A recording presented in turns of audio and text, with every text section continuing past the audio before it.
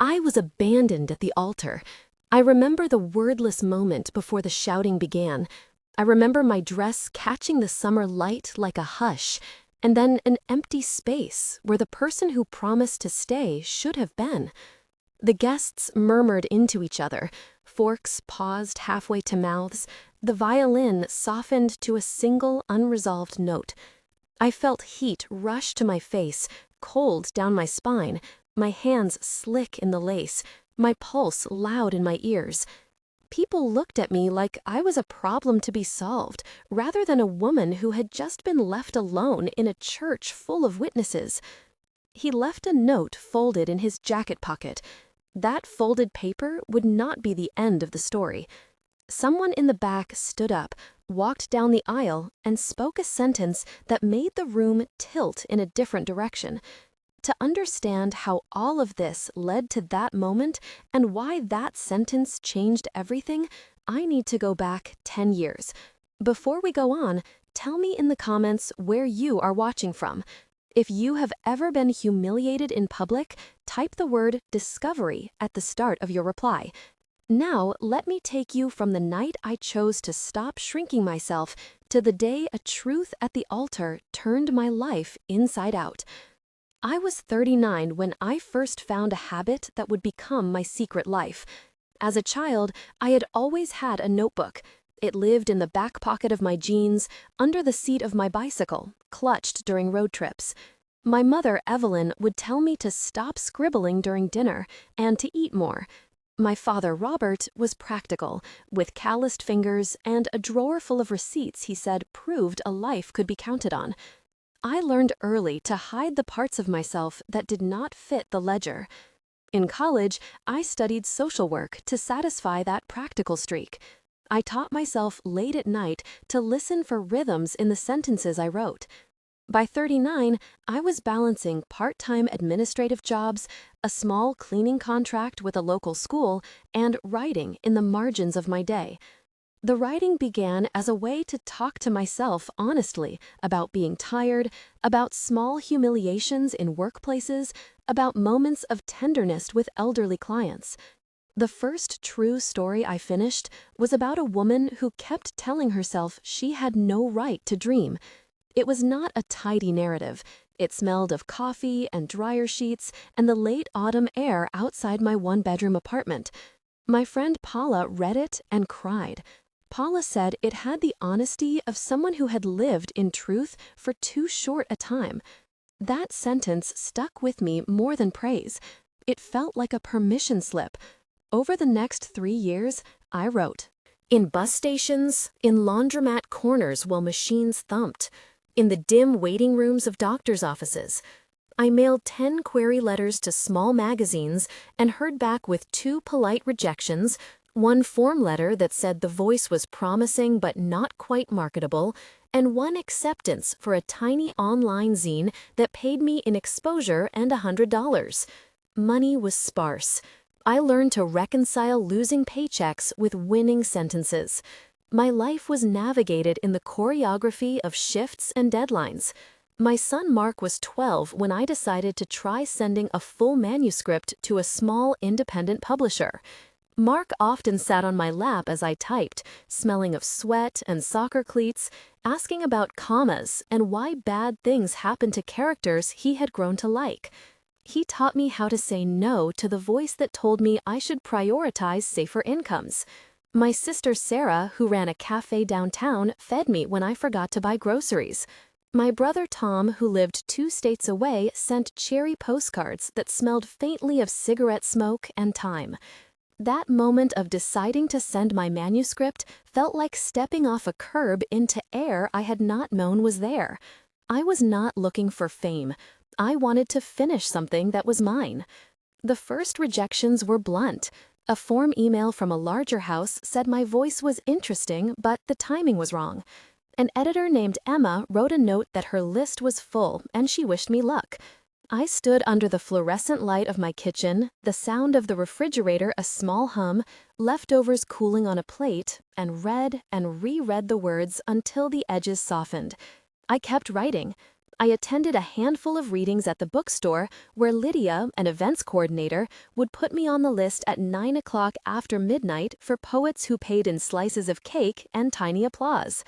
A journalist named Carlos, who covered local arts, began to notice a pattern. He emailed a short piece about overlooked writers in their 40s. He included my name as a footnote.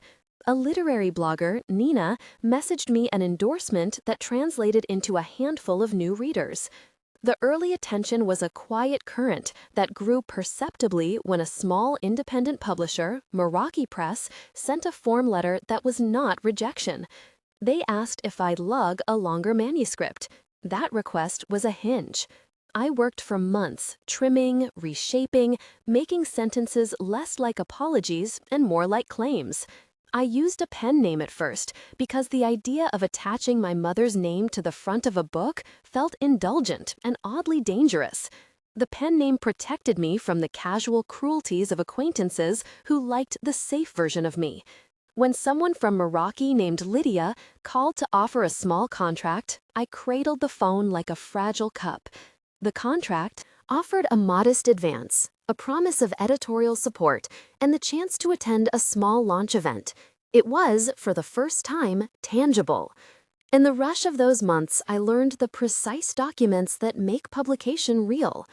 The contract included an advance of $3,000, a royalty rate of 8% on the first 10,000 copies, clause about rights for translation and audio to be negotiated separately, and an obligation to deliver an edited manuscript within 90 days. The publisher requested ISBN registration, a line for metadata, and for me to provide author bio and headshot in digital format. The paperwork felt foreign and intimate at once. I signed. The months after signing the contract were a blur of editing sessions with an editor named Emma, laid out proofs that smelled faintly of printer ink, and emails from Lydia about a modest launch in the gallery of the community center. My life shifted shape around the book like water around a stone. Nights that used to be dedicated to overtime at the clinic were now filled with queries about cover art, with Lena, a designer, sending 2 competing mock-ups of a cover that smelled of solvent and possibility. Mark, now a teenager, started carrying the manuscript in his backpack like contraband. He began to correct my punctuation like an ally. The launch plans felt small but honest. Sarah offered to bake for the reception. Tom booked a flight. Paula insisted on bringing the playlist. I used my given name on the cover at the insistence of Emma. She said that claiming my story would be part of the story. It was nerve-wracking, exhilarating, and, in the quiet hours, terrifying. Who would I be if people read my sentences and saw me? My partner Daniel at the time listened from a distance, saying the usual supportive things that sometimes felt insufficient. He encouraged me to go to interviews and to let the book be itself. On the day I mailed the final revised manuscript, I felt like a child who had sent a kite into a gust and wondered if it would return. The small engine of my ambition had been set in motion. As the book began to find its way into the world, life did what life does and complicated my plans. Daniel and I had been engaged for 6 months, a private decision that felt right to us in midnight talks over mugs of tea. We planned a small wedding to keep costs low and the focus on family. The guest list read like a map of my life: Sarah, Tom, Mark, Paula, Lydia, Emma, Carlos, and a few close colleagues from the clinic. The week before the wedding, I juggled rehearsal dinners and the last round of edits. I practiced walking down the aisle in my mind between contractions at a copier machine and the rhythm of the subway. On the morning of the ceremony, there was a smear of sunlight. Across the table, the scent of lemon cleaner in the rented hall, and a sky that promised a heat wave. I remembered the lace of my dress, the way it sat on my shoulders, the cool of the church pew. Guests gathered, violinists tuned, and I felt a quiet buoyancy. Then, Daniel did not appear. He texted a single line an hour before the ceremony. It said, "I cannot do this. I understand if you hate me."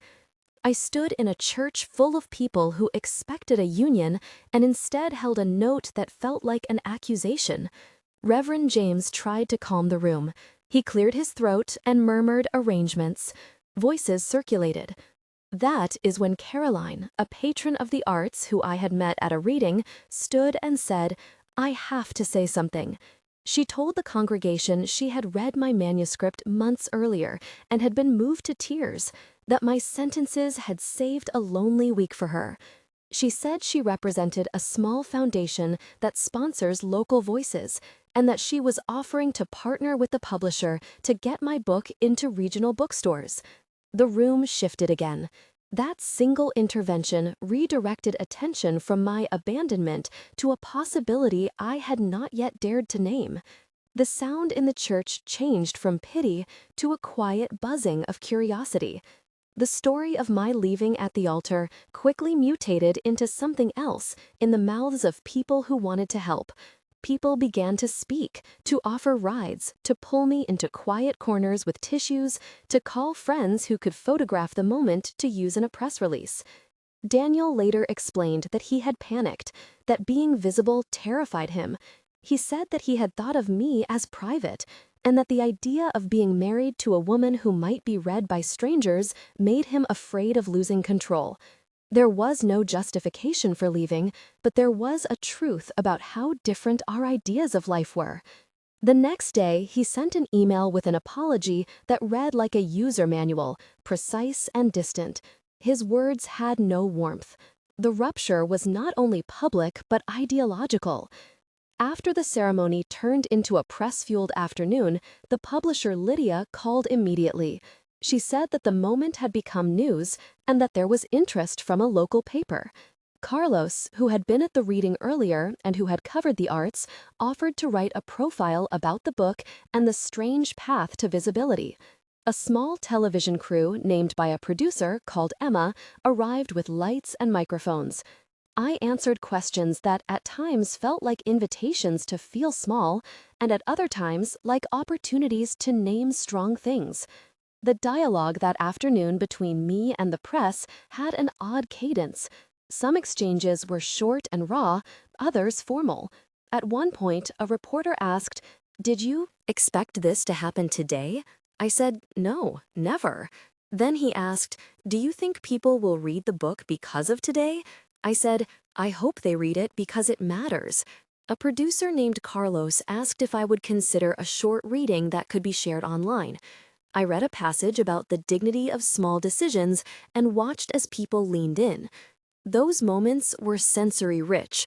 The camera glare felt like sunlight on glass, the microphone cold on my palm, the scent of coffee from a nearby catering table, the soft cloth of my dress rubbing against my skin, the metallic tang of adrenaline at the back of my throat. Responses poured in from readers like little lights. Nina, the blogger, wrote an empathetic piece that went viral among local book clubs. Emma arranged a small round of interviews with independent radio shows. A book club in a neighboring city invited me to Skype into a reading that night. I felt like a moth who had been found by a suddenly generous flame. In the weeks that followed, opportunities coalesced and pulled me into a new shape. The foundation that Caroline represented offered a grant to secure a second printing and to pay for marketing materials. Lydia proposed a negotiated clause to expand distribution to 3 regional chains. Negotiating the contract extension involved emails about print runs, minimum guarantees, and the potential for audio rights. We discussed initial print run numbers, suggested retail price, and a modest budget for publicity. The legal language had a peculiar power. It formalized that my words could have a life outside my kitchen table.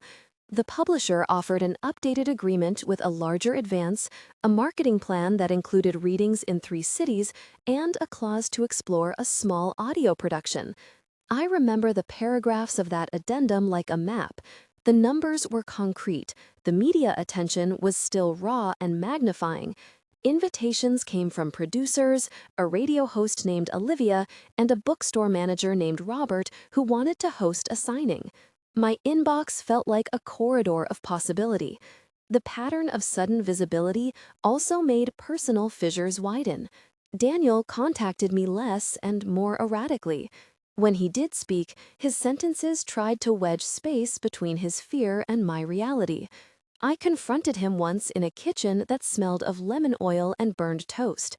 The conversation that night lasted long enough that the sun sank. I remember the exchange like a recorded tape with chatter behind it. I said, "I needed you." He said, "I know, but I cannot be the person you think I can be." I said, "We promised to build a life." He said, "Maybe we promised something else." I said, "Leaving is a choice." He said, "I thought it was the only way to be honest." The dialogue kept circling. Outside, the sound of a neighbor's radio bled through the walls. I remember the metallic click of the kettle, the taste of stale coffee, the dust motes spinning in a narrow light. At a certain point, words turned to silence. He left the apartment and did not come back. Mark watched with that sort of bewildered, adult-child confusion that children have when they see the scaffolding of their lives move. My son said little at first, but then one evening he sat on the kitchen counter and asked, "Mom, are you going to be okay?" I said, "I do not know." Then he asked for things we needed and made lists like a small general. We reorganized our lives around new realities. One of the pivotal scenes that shifted me from a private writer to a public author was a reading at a small gala hosted by a community arts council. I was scheduled to speak, and a section of the audience included community leaders, librarians, and some of the readers who had written to me after the church incident. The night smelled of polished wood and perfume, of coffee and book glue. The lights were low, the stage warm, and the microphone a presence in my hand like a live wire. I felt the textured grain of the podium under my palm, the scratch of the program paper between my fingers, and the hush of the room like a held breath. The scene that night was a dialogue of many voices. I read aloud and then answered questions. An interaction with a woman named Erica, a retired teacher who had been among the first to send a note of encouragement, moved me. The exchange that night between me, Erica, a journalist, a young volunteer named Alex, my editor Emma, and a skeptical council member named Philip had multiple turns that revealed motives, emotions, and the stubbornness of pride. The back and forth had at least 9 turns, each revealing something. Erica said, "Your book helped me feel less alone." I replied, "Your letter helped me keep writing." The journalist asked, "Was the abandonment a moment of publicity or of pain?" I replied, "It was both." Alex asked, "Did you ever regret stepping into the light?" I said, "Sometimes." Emma asked, "Do you want a wider audience?" I said, "I want honest readers." Philip said, "Do you think your personal life overshadows the work?" I said, "People will always conflate life and art." Erica said, "Does that hurt?" I answered, "It does, but I do not want to hide." The room breathed. These exchanges were long and textured with small sensory cues. The smell of soup in the back made me nostalgic for family dinners. The tug of a tight shoe reminded me I was in the world and not above it. The applause felt like rain, light and refreshing at first, and then sustaining. A second moment of high tension came when a rival columnist accused me of staging the altar abandonment to gain attention. Those accusations landed like cold stones. The piece suggested that the note was an orchestrated publicity stunt. I remember the day that piece ran. I was sitting at my old table that had rings of coffee and pencil marks. The screen glowed, and my stomach dropped. The tension produced a memory cascade of earlier rejections and of my childhood where accusations tended to stick. I stood to make a statement for the online paper. I wrote and rewrote and finally hit publish. My response was an invitation to honesty. I asked people to read the book before judging the life, to see the stitches in the sentences. The response was mixed. Some readers defended me fiercely. Others were lukewarm, waiting to see if the story would prove itself. The sensation of being under a kind of moral microscope stung. That week, I received an email from a reader named Nina who wrote that my book had made her call her estranged father and that they had spoken for the first time in years. That small offense of connection steadied me. Moments of public accusation will test a fragile heart, but also reveal who will stand with you. The climax of my public journey arrived not at the altar, but at a gala 6 months later, where a major regional literary prize would announce long lists. I had been invited to read because of the traction the book had earned. The night was electric with velvet and champagne, with the low murmur of many who performed the art of social conviviality. The stage was lit with a light that felt like warm honey, the floor polished, the air scented with perfume and the faint must of old books. I sat in the second row, clutching a program, listening to winners announced with the clipped diction of MCs. I felt my palms damp, my pulse like a drum. Across the room, a woman in a glossy coat I recognized as an acquisitions editor from a well-known house watched with an unreadable face. The moment of recognition came when the MC announced a surprise donor who would underwrite additional copies for community libraries. The donor rose and began to speak about how unexpected voices deserve platforms. In the crowd, a figure I had met weeks earlier, a producer named Carlos, stood and whispered into the ear of Lydia. She rose and said, "I want to propose something." Then she walked to the microphone and said, "We are pledging to move this book into a larger print run and to approach national distributors." The room erupted into quiet applause that then swelled into a real clapping. The woman in the glossy coat approached me afterward and introduced herself as Emma Clark from a national house. She said she had read the book and wanted to discuss rights. The exchange that followed between me, Emma Clark, Lydia, Carlos, and a representative named Robert included at least 10 short turns as we navigated the logistics of moving from a regional to a national stage. Emma asked, "Are you interested in a broader audience?" I said, "Yes, but carefully." Lydia asked, "Are you prepared for changes in the editorial process?" I said, "I am." Robert asked, "What are your terms?" I said, "Respect for the voice and fair remuneration." The formalities of negotiation felt surreal after the church and the gossip. The immediate impact of the gala was practical. Lydia called that night to say a national house wanted to see the full manuscript and discuss a contract in principle. The negotiation that followed required technical precision. We received a letter of intent proposing a 2-book deal with a higher advance, clear timelines for delivery, a clause about subsidiary rights, and an outline of marketing commitments. The proposed royalty structure offered a tiered system starting at 12% for the first 25,000 copies, increasing thereafter, and a fixed audio royalty. There were discussions about option periods, reserved territories, and a timeline for potential translation rights. The paperwork clarified distribution channels, suggested promotional budgets, and delineated responsibilities for review copies and advertising placements. The process of moving from a small press to a national imprint was both thrilling and meticulous. The contract included an advance large enough to secure stable housing temporarily and to pay for marketing assistance. The legal review took 3 weeks. After some rounds of negotiation by our lawyer named Lena, we agreed on terms that felt fair and allowed me to retain some creative say in the editorial process. Signing that contract felt like closing a circle. The fallout from success altered the domestic terrain. Daniel had already left. Some people I had known rearranged their affection in small ways that revealed previous limitations. My son Mark became more protective in public, folding into the role of a guardian for his mother against intrusive attention. Sarah and Tom organized schedules to help with readings and travel. Paula continued to be the person who insisted we eat something substantial between events. My relationship with Lydia deepened into genuine collaboration.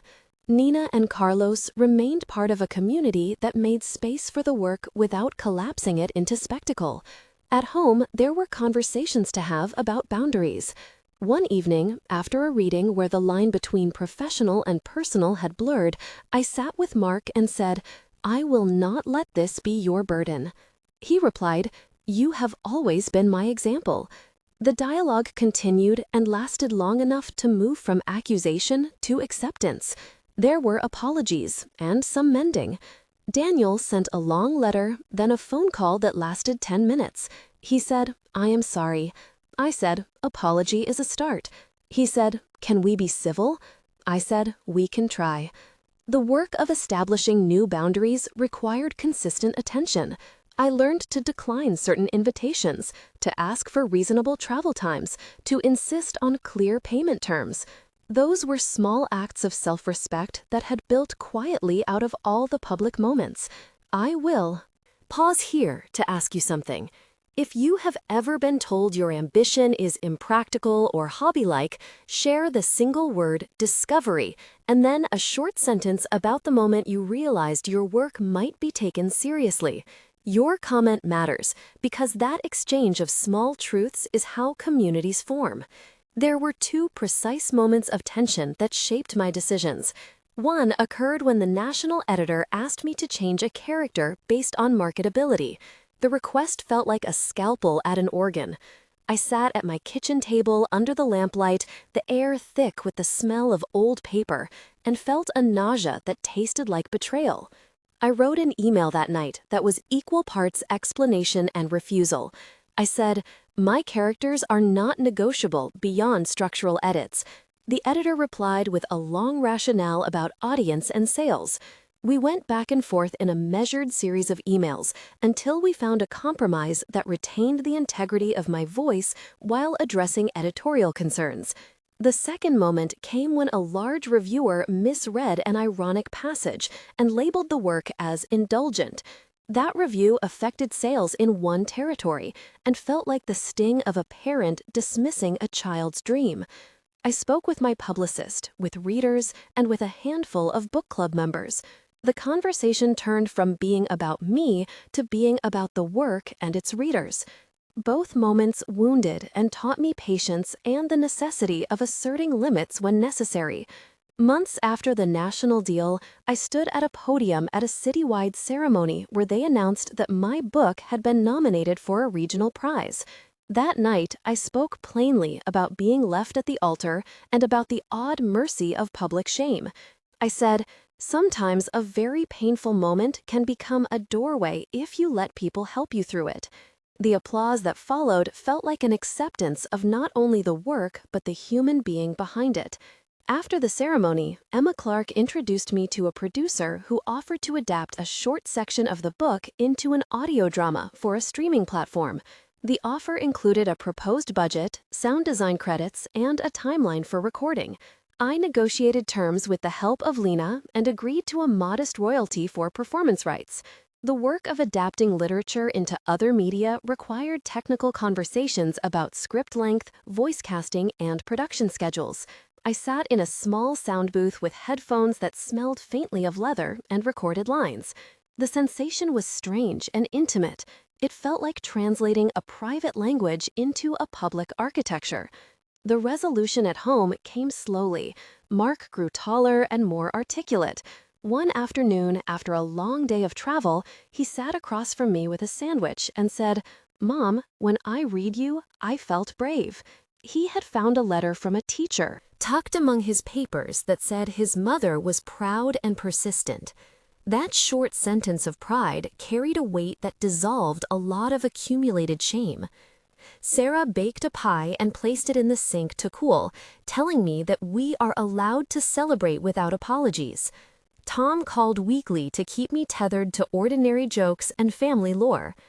Paula insisted on a small dinner where we would plan a reading tour that balanced travel with family time. Those arrangements were practical and restorative. I established new rules about exposure. I asked for a day a week without media commitments. I decided to never answer questions that felt prying about personal relationships. Those were boundaries that protected the work and the people I loved. 1 month after the gala that expanded distribution, I measured results that felt significant. The book had sold 5,000 copies in local stores. The publisher reported steady sales through their independent chains, and we had secured readings in 3 cities with a modest per-event honorarium. The foundation fund had underwritten distribution to 10 community libraries. Mark had a small revenue share that helped with his school expenses. I had negotiated a clause for a small advance for audio rights. In concrete terms, my life had shifted in affordability and in time. I had more hours to write and fewer shifts at night. It felt strange to walk into a store and see a small spine with my name. The first month also saw a flood of emails from readers who found solace in the book. Those messages were short, often describing an hour in which a page had made a person choose differently. The warmth of those notes bolstered me. 3 months later, the momentum had solidified.